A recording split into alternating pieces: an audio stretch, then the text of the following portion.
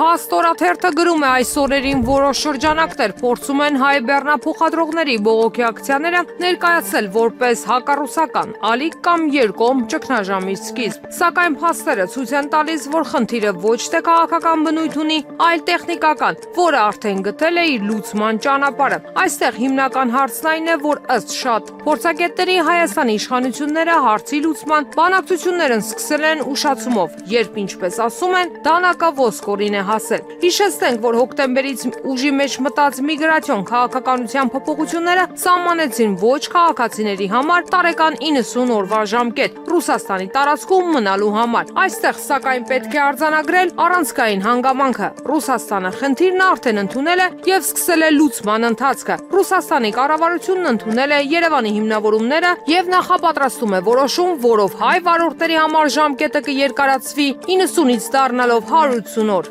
Անշուշտ բողոքի ակցիաները մարդկային են, վարորդները պաշտպանում են իրենց եկամուտը, սակայն խնդիրը տեղափոխել ռուս-հայկական քաղաքական հակասության դաշտ սխալ եւ վտանգավոր է։ Ռուսական շուկան շարունակում է մնալ հայ բեռնափոխադրողների հիմնական աշխատանքային դաշտը, իսկ Ռուսաստանի տարածքը նրանց եկամտի գլխավոր աղբյուրը։ Ժամանակավոր վարչարարական խնդիրները չպետք է խաթարեն այս հարաբերակցությունը, այլ լուծվեն գործընկերային բանակցություններով։ Ժողովուրդ օրաթերթը գրում է վերջին օրերին իշխանական ամենաբարձր շրջանակների հայտարարությունները ավելի քան ուղիղ են ամենայն հայոց կաթողիկոս Գարեգին II-ը պետք է ազատի Վեհարանը եւ հեռանա։ Վեհարանի արձագանքը եւ ներքին դիրքորոշումը կաթողիկոսը բացահայտ մեկնաբանություններով հանդես չի եկել, սակայն վերջին ելույթի ժամանակ, երբ դիմավորեց ուխտագնացության մասնակիցներին, նա խոսեց քաղաքական հալածանքների մասին առանց անուններ նշելու։ Այդ ելույթը շատերի կողմից ընկալվեց որպես հղում իշխանությունների։ Ըստ Ժողովուրդ օրաթերթի Վեհարանից ներս կաթողիկոսը հայտարարել է,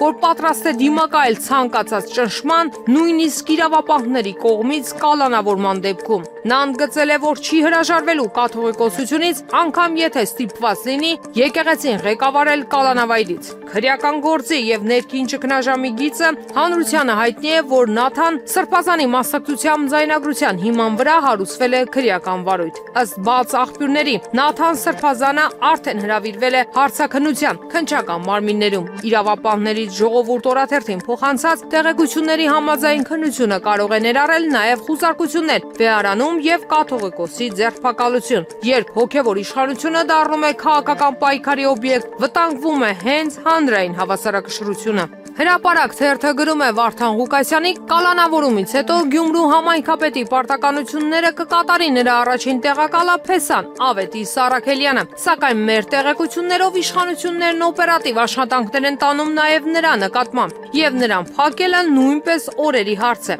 Բանն այն է, որ միայն դրանից հետո կարող է ՔՊ-ն Գյումրիում զավթել իշխանությունը, նշանակելով համայնքապետի ժամանակավոր պաշտոնակատար, ինչպես ժամանակին արեցին Վանաձորում։ Ղուկասյանի կալանավորման պարագայում էլ ընդդիմությունն ավականիում ունի մեծամասնություն, 17 մանդատ եւ կարող են առանց ՔՊ-ի նիստեր գումարել, սակայն եթե Առաքելյանին չեզոքացնեն, ՔՊ-ն բոյկոտի ավականու նիստերը, Նիկոլ Փաշինյանը ծանոթ ձեռագրով համայնքապետի ժամանակավոր պաշտոնակատար կնշանակի կամ Սարիկ Մինասյանին ՔՊ-ի առաջին համարին, որն աշխատում է Հեցի Մուշ մասնաճյուղում, կամ Աննա Հակոբյանի ազգականին Վահագն Մկրտչյանին։ Այս սցենարից խուսափելու միակ տարբերակն այն է, որ ում բռնում են մանդատը դնի, որ ցուցակի հաջորդ համարը գա ավականի եւ նիստերը կայանան ու ընդդիմությունը նորից քաղաքապետ ընտրին, շարունակեն բնականոն աշխատանքը, սակայն այդ տարբերակն էլ հեշտ չէ, քանի որ հազիվ կոնսենսուս կայացավ Վարդան Ղուկասյանի շուրջ, նոր թեկնածուի դեպքում հնարավոր է ընդդիմադիրները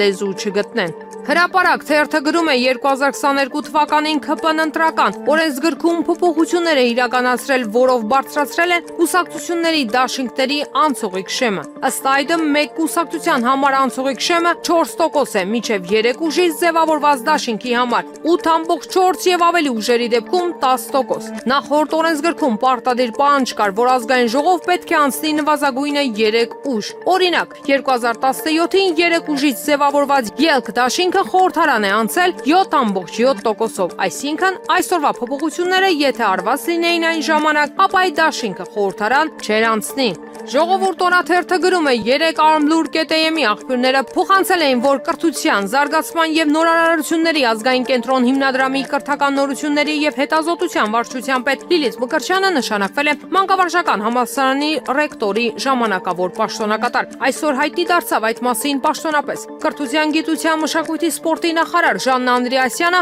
ով համալսարանի հոգաբարձուների խորհրդի նախագահն է եւ պետք է հավասարապես պատասխանատվություն կրեր իր կողմից երաշխավորված ռեկտորի արարքների համար, երեկ որոշել է դադարեցնել ռեկտոր Սրփուհի Գևորգյանի լիազորությունները, բայց մի սկանդալից դուրս եկած նախարար Անդրեասյանը հաջորդ սկանդալի կիզակետում է հայտնվել։ Ժողովուրդ օրաթերթը տեղեկացավ, որ մանկավարժական համալսարանի ռեկտորի ժամանակավոր պաշտոնակատար նշանակված Մկրտչյանը դեռևս 2020 թվականին մի սկանդալում էր հայտնվել։ Նա թուրք պատմաբանների հետ համատեղ ծրագրեր մասնակցել եւ ստորագրել մի ձեռնարկի տակ, որտեղ օրինակ հայկական լեռնաշխարհը Արևելյան Անատոլիա կամ Կովկաս է անվանվում։ Այդ ժամանակ անգամ Գիտությունների ազգային ակադեմիայի պատմության ինստիտուտի տնօրենը պատրաստվում էր այս հարցով դիմել ԱԱԾ։ Ինքը Մկրտչյանը իր հարցազրույցներում երբեք չի երգել այդ տեղեկությունը, ավելին հայտարարել էր, եթե ժամանակին գործընկերներս արձագանքեին ու նույն ջանասիրության բացթողումները մատնանշեին, գուցե 2019 թվականին, երբ լույս է տեսել գիրքը, շատ ավելի օգտակար աշխատություն ունենայինք, ինչի համար շնորհակալ կլինեի, բայց կուզեմ, որ այս երկու գործընթացներն իրար հետ ամենևին չխառնեն, որովհետև իրար հետ կապ չունեն։ Երեք կրթական համակարգի ներկայացուցիչները շոկի մեջ էին, որ նախարարը նման որոշում է կայացրել։ Հրապարակ թերթը գրում է, կառավարությունն իր հակաեկեղեցական արշավի շրջանակներում մեր տեղեկություններով համագործակցում է օտարերկրյա կազմակերպությունների հետ։ Օրեր առաջ հրապարակվեց Աղան Քահանայի հետ Նաթան arczepiskopos-ի հեռախոսազրույցը, ապա այն տարածելու մեսիջները հանրությանը հասցնելու մանրակրկիտ ծրագիր է մշակվել, որը մեր տեղեկություններով իրականացրել է Հավասար իրավունքներ եւ անկախ լրատվամիջոցներ ընկերությունը Հայաստանի Հանրապետության կառավարության հետ միասին։ Մեզ ասացին, որ ընկերության փորձագետների խորհրդատվությամբ են կառավարությունում եկել համոզման, որ առաջիկա ընտրություններում հաղթելու համար անհրաժեշտ է նախ հաղթել եկեղեցուն եւ դա պետք է անել միջև նախընտրական փուլը։ Այժմ նոր նյութեր են պատրաստում հրապարակելու եւ նոր քայլեր են մշակում։ Այս ընկերության հետ աշխատանքները համակարգում է վարչապետի մամուլի խոսնակ Նազելի Բաղդասարյանը։ Ընկերության փոխտնօրեն Ֆլորա Գրայոնին ուղիղ շփվում է իր հետ։ Խոսնակը հետո հաշվետվություն է ներկայացնում Արայիկ Հարությունյանին։ Տեղեկացանք նաև, որ կառավարության պատվերով ընկերությունը ֆիլմ է նկարանելու եկեղեցու դեմ Փաշինյանի գլխավորությամբ ՔՊ-ի պայքարի մասին։ Սա Փաշինյանի անձնական մտահղացումն է։ Ֆիլմը պետք է հանրությանը ցույց տա, որ կառավարությանը սադրել են նման քայլերի, ի սկզբանե հրահրել են եկեղեցու ներկայացուցիչները։